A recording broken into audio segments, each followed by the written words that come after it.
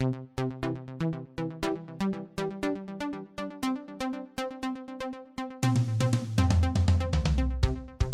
to the FNO InsurTech Podcast, a place where movers and shakers from all points within the insurance ecosystem gather and discuss all things InsurTech. We talk about how technology and innovation are affecting and driving change in the industry.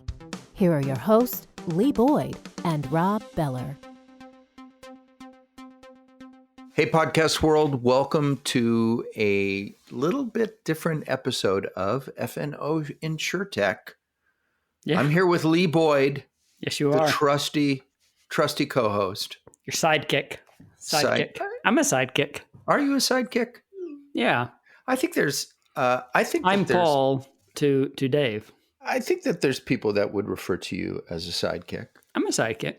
I've become your sidekick, though. I mean, now that I'm like whatever I am at Alacrity, and you're like Mr. Big. You're Mr. Big Shot. So we have a entirely different kind of podcast today. Yes, we do. Usually we have one person at a time, and so it's 2-on-1. Yeah, and we can handle that. We can. That's right. We can handle that. We can beat anybody up. Yeah, 2-on-2. We can do 2-on-2. Can we? Yeah. How about 2-on-4? No, that seems outrageous. We just did a podcast with the InsurTech Coalition, with members of the InsurTech, representatives of their founding members of the InsurTech Coalition. Yeah. And super interesting. I don't know that I've ever been on a meeting where there were 4 attorneys. 4 attorneys. Yeah. All big shots at the companies that they represent. And they came on today, 4 of them. We did a panel, and they talked all about the InsurTech Coalition, what it is, where it came from, and what they do. And it's a very interesting concept. It's a concept that's out there, but they're really focused on InsurTech, not just insurance, but InsurTech with education and regulators and being transparent. It's a great conversation about a really neat group. Yes. Fascinating. Started by, today we have representatives from Branch, from Boost, from Lemonade, and from Indigo, who will talk about what the InsurTech Coalition is and why they are members of it and what kind of stuff they're up to. And if you're involved in InsurTech, I'll tell you right now, you want to know what this group is doing and maybe even how you can be a part of it. Agreed. Super interesting and important. And all of them, I think, were in New York. I don't know. Maybe not the Branch, maybe not Austin from Branch. Yeah, I'm not sure where Austin. We didn't get his mic wasn't working at the very beginning, but everyone else, New York. But let me tell you who we have. We have Austin Bailey from Branch, Scott Fisher from Lemonade, Jeremy Deitch from Boost, and Rachel Dugan from Indigo, all general counsels or head of government relations or government affairs at their organizations, all lawyers by training. And I think you'll really enjoy what they're working on and why. Yeah, you're going to love it. I think we need to jump in. Without further ado, let's get to our conversation with members of the InsurTech Coalition. Hey, everybody, we are here with special guests, plural, and circumstances. As you know, we usually have on one guest at a time. But today, not 1, not 2, not 3, 4 guests. A panel on FNO InsurTech, which doesn't typically happen. So we're going to jump into this and see where it goes. But this is a panel, a topic that we really wanted to have an opportunity to get into and to hear about. And that is, we have 4 of the founding members of the InsurTech Coalition on the program today, on this episode. We have representatives from Branch, Boost, Indigo, and Lemonade, who have volunteered, or been volunteered, probably more accurately, to share with us what is this InsurTech Coalition, which is, you'll see is a very unique thing in our little niche industry of InsurTech that we all are working in today. So what we're going to do for for starters, is we're going to jump in and introduce each person and allow them just to give us a second or two on their companies. And we'll start with you, Austin Bailey from Branch. Awesome. Yeah, thank you. Yeah, Austin Bailey. I lead Branch Insurance's government affairs outfit. So, we're spanning around 25 states or more at this point in time. And my job has been to liaise with regulators and legislators across the country, a lot of expansion and, working on public policy efforts, including with this coalition. That's great. Great. Jeremy Deitch from Boost. Yep, Jeremy Deitch from Boost, General Counsel, Head of Compliance, and can confirm we're all here of our own free will and excitement. I am General Counsel and Head of Compliance at Boost Insurance.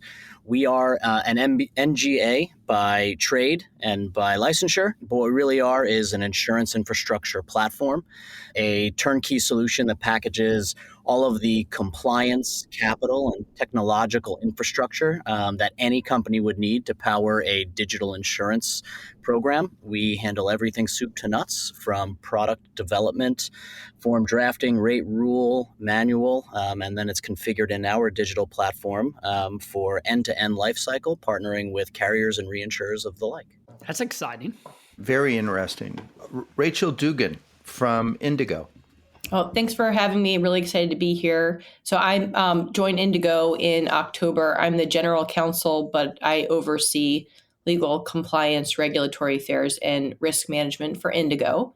So Indigo is a relatively new company, launched in October, and it's the only InsurTech in the medical professional liability space, which is really exciting for us. We're the first, really kind of mover in that space. We're seeking to transform the MPL market with our advanced technology, which provides rapid quoting and customized pricing for physicians and physician groups. And this is really kind of a dire need. The premiums have been going up year over year. And, I think similar to the crisis in the 80s, making it in some cases prohibitively expensive to be practicing medicine. We are structured as an RRG in order to speed access to market, given our proprietary technology.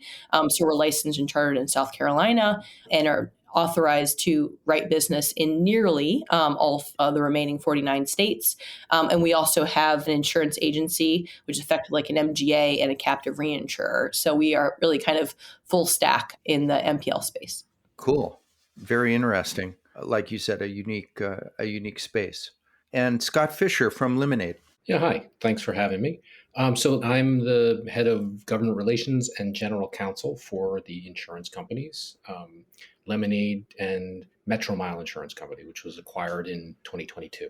But Lemonade is probably one of the older ones. We started in 2016, originally got a license, and we do exclusively personal lines business. So we sell, the focus originally was on renters and then graduated to also homeowners.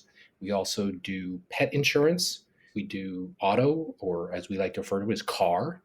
And we also have a term life product that we sell to another company's paper, but we are the agent for that term life product.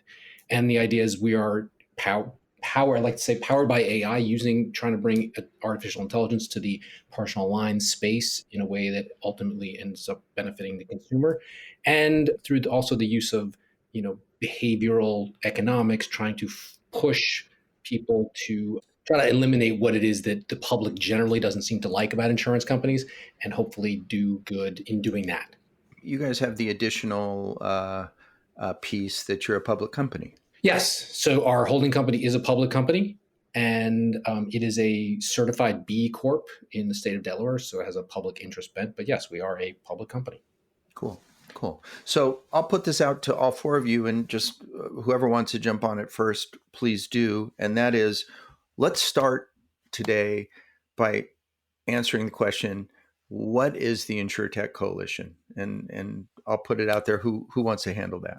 Happy to jump in Please. from our end. And so, our coalition is a group of like-minded companies that have come together to try and be a resource for mainly the regulatory space as well as each other, in a sense of pushing forward the innovation of our industry. It is an important aspect that our companies and companies everywhere in the insurance industry embrace not only innovation, but the regulation that seeks to protect the end consumer insured. And so in sharing that like-minded sensibilities, these companies came together to share a voice in pushing that forward. We are not initiative-driven, we are industry-driven, and everything that we do is to move our industry forward from an innovation standpoint. Where did this idea come from? Where did this start? Let's say about 5 or so years ago, there was a group of companies that came together at the NAIC. These were companies of every level, something that a startup that was in stealth, a company like Boost that was at seed level at that time, Lemonade, which was the OG, as well as more of the incumbent side. And it was a think tank kind of conversation with the NAIC in order to see what areas we can, come together and problem solve. We spent a few days together prior to the Kansas City national meeting, and it was very productive, moving things forward. And from there, the companies began to realize that there was alignment.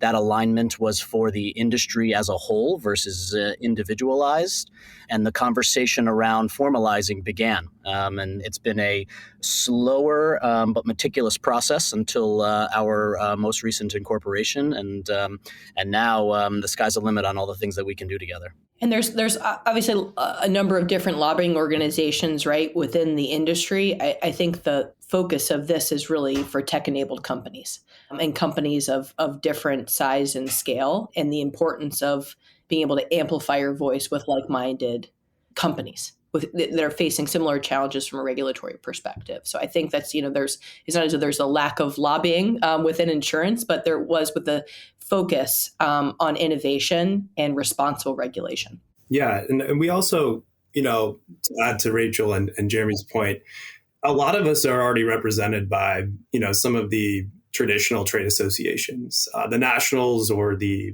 regional state players. But we felt that it was an opportunity that we could band together. Our voices could be heard collectively. It's really difficult to necessarily have an initiative within a trade association when you have such a spectrum of folks that are involved. You have like incumbents and you have insurtechs.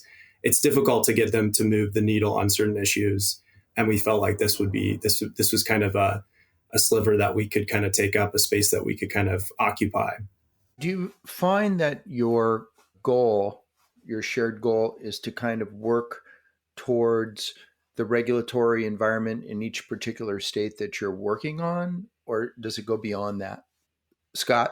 Yeah, sure. I think that the answer is yes. We are looking primarily we end up looking at the NAIC because more than anything else, not because that is where it's all at, but rather because of the way in which it sort of allows a single point of focus, right? So each individual state will have its own idiosyncrasies or its own issues or its own questions or things that it wants to do. And we can do that. We're still quite new and quite young, so things may change over time. But at this moment, given the fact that the NAIC is there both for us and for regulators as a sort of a single point of contact or a way in which to centralize things, that I think is probably at least at this point, the main focus. But to the extent that it then, branches off into a state, you might look at that individual state. So, for example, right, we were, and we gave comments and we have talked when the NAIC was preparing its model AI bulletin, and we were there, and so we will continue to engage with them. Now it's sort of moved on to the states, and individual states are making efforts or publishing it or deciding they're going to participate, they're going to adopt it or not. And so as an individual state might come up with that, decide to implement it or not, we might look to that individual state. But it really, I guess I'd say it started at the NAIC. So one of the questions I have is this group trying to change regulations in the industry, or are you trying to add regulations around insurtechs? And if so, do you have any examples of what you're trying to accomplish? I'll start, but I'm sure everybody will kind of obviously piggyback on this. But I think that's a really good point, and it was something that I think we've I think the group has talked about a lot, whether or not we want to be proactive or we want to be reactive to, regulation and to the extent legislation as well. But I think, initially, again, it was just having a voice. And in a heavily regulated environment, I think the best that we could do is probably consume what was being thrown at us collectively at InsurTechs, but even just insurance companies writ large. And this is a space where we're able to respond and provide, a vantage or perspective that may be a little different than incumbent companies. But that being said, I think as we kind of continue to formulate our goals and mission as a coalition, we will become more proactive. There may be some space there that we can take up and try to kind of push, the regulatory schema forward in some ways that may benefit the evolution of insurance and the evolution of technology in insurance. And I would say, I don't know that we would be looking to add regulation. That's not often something from a company perspective can be a good thing, right? But looking at regulations, the AI bulletin, model bulletin, the NAIC is a great example of that. It was quickly followed by the proposed circular by NYDFS, which even goes beyond the AI bulletin. So really trying to be directly involved in shaping that and supportive of regulation, but, thinking about, what is the end goal to it? Right. And some of these, what you see with AI regulation, is looking to address problems that have been, underwriting and disparate impact and bias, part of underwriting, from, going back a long period of time. And so how does AI change that? Does it make it worse? Is that a bias that people think that technology is worse than, human beings?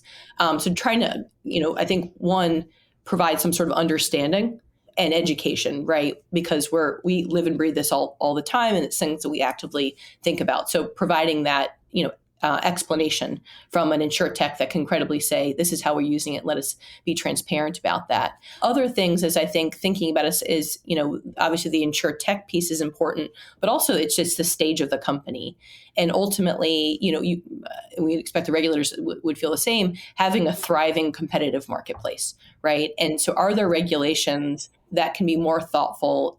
So you're promoting and facilitating new entrants coming into the marketplace, which is better for consumers. And so, I think the new proposed regulation from NYDFS was really thoughtful in that respect, looking at making regulation risk-based, right? Depending on, to what extent is AI integral to your company? Do you have a chat bot and that's your AI? And then the other thing is taking into account size, right? What is your premium volume? It won't apply until you reach this size, or the same thing with a cyber regulation in New York. And so those are things that as a company grows, it's helpful to have that, the regulatory scheme grow with them. And so those are things where, either it's a new regulation or looking back existing things and say, where are there real barriers to entry where they're not pro-consumer or insured unnecessarily, and looking at the regulatory schema and saying, is this one that's facilitating the ones that you want, or is it just inhibiting kind of growth and competition in the space? On that point, I'm sure that you're probably intriguing somewhat to the regulators, that you guys are kind of you're a band of nerds, right? Who he says lovingly. Well, with respect, but you represent a certain segment of the market. You're not like, the State Farms of the world, that big, established, long-standing companies. Your foundation is built on technology. Are they coming to you and saying, explain this to me, help me understand, tell us more about this? Is that part of your function? Like somebody mentioned education. Is that part of your function to help the regulating bodies kind of grasp what's happening? I'd say definitely. I think when we talk about proactive approach, that can be seen in many different ways. One way is proactively suggesting regulation or commentary to those that have already been proposed. And another way is proactively serving as a resource for the understanding of the technology that's coming out, the use of data, the use of all of this, and how it impacts the writing of insurance, the management of insurance programs, and ultimately the experience of that end consumer insured. That is something that these companies are uniquely qualified to do. That doesn't mean that there aren't incumbents and everything in between that have expertise as well. Sure. This Sure. is just in the DNA of these companies that we are utilizing the technology and the data and within the insurance space. And I think it's inherent upon us to change the way in which we approach with regulators. I think there has been a bit of a stigma when it comes from innovation and regulation, whereas one is adversarial to the other. And we don't believe that. We believe that it is everyone is moving in the same direction, and it is to use the word again, but incumbent upon us to serve as that resource so that we can show the regulators how they might be viewing this. We are not telling them how to regulate. We are not telling them what to be cautious of. We are providing a resource as to how we're deploying the innovative approaches that we are, and then working with them in a collaborative manner in assessing what may or may not come from that technology, that innovation that they should be looking at and how they regulate it. It is meant to be collaborative at all steps. Yeah, because I would think that you guys are coming into a regulated situation that's been in existence for a long time, regulations that have been developed over years and decades, and that by the nature of your company and how it's found, and that it's an InsurTech, is kind of, in some cases, I would think, meant to disrupt that, right? Disrupt some of those existing barriers and boundaries that have been built from a regulatory basis. Is that the case? I mean, getting regulators to understand, oh, wait, maybe that shouldn't apply. I think disruption is a word that we push against. That's a very, coming from many startups, disruptor is a buzz-heavy word Yes. that is thrown around. Yes. And I don't think that actually applies to what our ultimate mission is. Our ultimate mission isn't to disrupt regulation. It is to better work with regulation. It is to help regulation in our industry as a whole continue to move forward together. And I think disruption of that almost goes counter to that kind of ethos with which we move forward and how we approach any of our industry-led initiatives along the way. Yeah, I mean, disruption is a word that 5 years ago was thrown around a lot more in the insurance space, and not so much anymore. It became an uncomfortable word to use. Yeah, I think to jump in to follow up, Please. I don't think there's any intention necessarily to disrupt, but the fact of the matter is the technology itself, forget about the InsurTech Coalition, forget about our companies for a second. Just the facts of the existence of technology out there in the ecosystem, whether you're State Farm or, I don't know, Philadelphia, some 100 or 200-year-old insurance company. The laws themselves laws and regulations are written literally in places saying thou shalt mail this paper to the consumer. Okay, fine. But the technology, whether we're involved or not, the technology has now made that problematic. Right. And what does it mean? What does it mean to say we mail it to the consumer? And does it make any sense?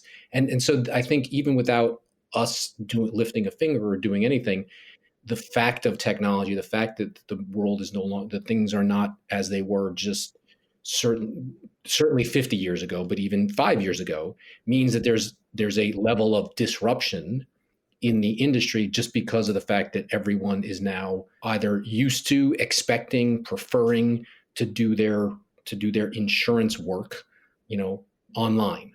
And so that is in and of itself disrupting to the status quo, not because of really intentionality or any problems with it per se. It's not built for the, I was going to say it's not built for the 21st century. I don't know if that's the case, but it's certainly, there are aspects of it that are not built for the 21st century.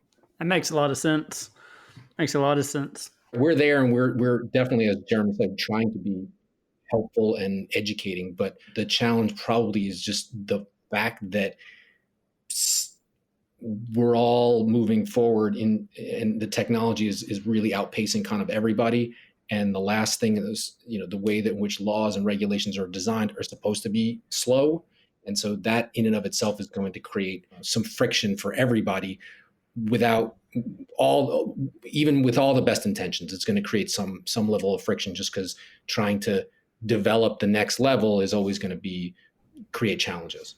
Yeah. I think that almost goes back to the education a little bit, is not viewing technology as an evil or as a disruptor or something that's aggressive. But, I would say friction is a great word. Removing friction, streamlining, simplifying, enhancing competition, greater transparency. These are all things that we see as kind of inherently pro-consumer or pro-insured. And so that's, some of the things when you hear, kind of InsurTech, which has also become, a little bit of a, charged word or maligned in some ways, is explaining really kind of what that means and not kind of using a broad brush, particularly with regulators, right? And explaining, kind of what our companies are doing and why we think it, is facilitating what their ends are as well, and explaining where there are greater challenges there. So that makes a lot of sense. So I did read that one of the core objectives of the coalition is the responsible use of technology in insurance. Can somebody help me understand what does that mean, and maybe an example of technology that we need to make sure that we're using responsibly? I'm happy to take it, just, because our that'd be great. Thank you, Rachel. We're easy because we are simply focused in medical professional liability, but we have a powerful AI-driven model. And the typical underwriting decision would look at 4 to 8 different parameters and would come up with a price for a doctor, right, for their medical professional liability premium. We look at over 2,300 and can develop customized pricing for physicians. And the process would typically take between 4 to 6 weeks, would require a lengthy application process. When doctors have lots of administrative work already. We just need the doctor's name. That's it. We essentially have really robust data sets which support our underwriting model. It comes out with a quote within 90 seconds, which can take weeks, and we can buy them within 24 hours. So you're taking a process that was, administratively very burdensome, could take, like I said, 4 to 6 weeks. We can do it within a day. We can do it without anything from the doctor, really. And it's providing customized pricing. Our underwriting tool essentially develops what is called a model risk score, which can determine, using AI model, the likelihood of a physician having a medical professional liability claim. So from a physician perspective, it was a lot easier, might save me some money, right? Because it's going to look at me, right, versus a typical underwriting model, which does not have the ability to say you are an orthopedist in Detroit in this neighborhood. The challenge could be, and this is where you see some of the AI regulation, is looking at things like bias, right? Like, what is the data that's going into that? What are the sources of that data? Is it transparent? Are you adversely affecting different groups of physicians or communities? And so there's things that we think about all the time, but from a like I said, an insured perspective, we just removed a lot of friction from that, and have the ability to save them a fair bit on their premium, which is at the end of the day something that's very important, because doctors' premiums are going up and people have to make a decision about whether it's worthwhile to continue practicing or not. So that's just an example of Indigo. I think also to answer your question about what does it mean to ethically use AI or responsibly use AI, right? I mean, one of the things that we did here at Lemonade is actually engage an ethicist. There's a woman named Tulsi Doshi, and she does AI ethics for Google, and she also works for us sort of part-time. So trying to think about how to most responsibly use it. But I think one of the things that's become clear to me in the past couple of years, as the NAIC in various states have been looking at this question, so not just them, but also whether it's the feds or states looking at what we're going to do with AI, how are we going to regulate AI? And I think what's become more and more clear to me is the way in which we, certainly the insurance industry, have done a really good job, and that includes the regulators, probably first and foremost, of making sure that insurance companies, are acting responsibly and ethically. And those are the laws that all relate to unfair discrimination in insurance already. And those things are there. I think the thing that, quite candidly, I know I find frustrating, and I think others as well, is that there seems to be not as much attention paid to the fact that we're already doing it pretty well. And what we need to figure out how to do is fit those or make sure that AI and machine learning and all the technology that we can bring to bear is being funneled is the wrong word, being harnessed, right, in avenues, in ways that we can appreciate, that we all sort of have decided is fair, right? So the idea being that we are going to be, while you could, use AI, you don't even use AI. You can use any sort of technology, whether it's an adding machine or some not particularly sensitive piece of equipment, to figure out ways to game systems and do sort of stuff like that. What we want to do is work within the existing frameworks, which I think I personally think are pretty robust, and try to make sure that what we're doing, aligns with those values that have been worked out over decades and have the buy-in of not just regulators but state legislatures and the public as a whole. The public as a whole generally doesn't really like insurance, but I don't know that anybody who sits around and thinks about it for a long time thinks that it's inherently unfair, because of the ways in which it is looking to take risk into account. It's looking to take disparities into account, but appropriately. You and I live on the same block. You might think we should have the same price, the same price for home insurance because we live on the same block. But it turns out that I'm really bad at keeping up my house. And so we live on the same block, but my roof is overdue for repair, for replacement by 5 years. Yeah. Well, there's a good reason that they charge me more for homeowners insurance than they charge you. And those are the things that I think are out there that we all understand really well. And we're looking to make sure that, using AI responsibly is making sure it fits in that mold. That's really good. Thank you very much for that, Scott. And so we've been going at this for 4 or 5 months, maybe, whenever we started. How's it going so far? Is it going the way you thought it would? Yeah, that's a good question. I think it's an evolving kind of group, coalition. I mean, the last I heard, we have, interest from folks in different countries, maybe partnerships with other coalitions. And so I think it's going really well. There's been a lot of consolidation at the national trade, I can say, specifically in property casualty. And a lot of these trades, including those that represent mutual companies, have been around for a long time. So I think there's going to be a lot of change and a lot of activity of a coalition that's really formalized in the last couple of months, but only been speaking for a couple of years. And we're also just kind of figuring out exactly where, we're best used or utilized. To some of the questions earlier about how we interface with regulators, I think it's a little bit of sizing up. I think the regulators are also kind of asking us questions, or asking questions that they're asking for the first time. And they can ask new market entrants like us, and they'll have, I think the purpose here is that they have a group, that they see that's articulable, that they understand, that's tangible, that they can ask these questions to. And I think it helps us too, because then we can respond when we find, some unification. We can respond in a way that, maximizes all of our voices. And I think the AI bulletin is a great example that my colleagues have mentioned. And, obviously it's something that's been discussed at the NEIC level. A lot of these issues are pontificated and discussed at the NEIC level for a long period of time. And I think this AI model bulletin, what strikes us in this group and probably the industry, is how quickly that one was put together. And I think that, we've issued a couple comment letters, and I think we're kind of feeling out, where we'll be successful at this space. But yeah, I think it's been a good run. I'll let others kind of add to that, but it's been a great kind of couple of months that we've formalized, and we're starting to kind of figure out where we are best placed.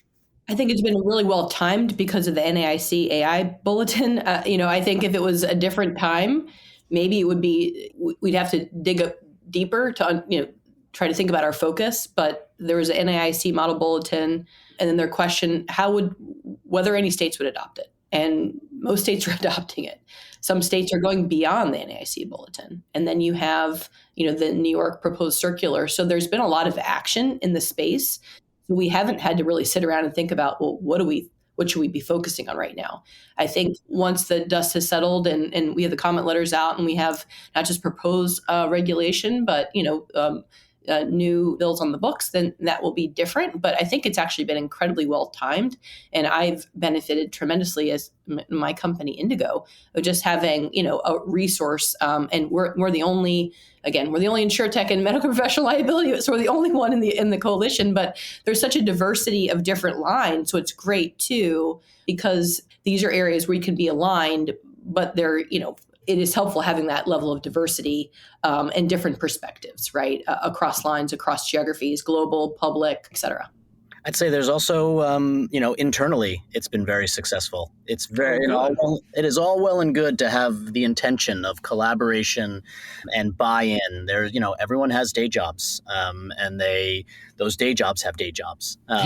So to find an opportunity, not only to carve out the time, but then the efforts outside of the meetings, and what we found as we've kind of really hit the ground running is everyone is willing to do so. There is a great exchange of information and ideas in the sense of that, and trying to be a resource together for the industry. And seeing it in practice is really exciting, because that's when you really know that you have an opportunity to help, drive forward your industry, whether that's, we are in the insurance one, but that can be for anything. And so it's been exciting to see everyone buy in and it work in such a collaborative nature.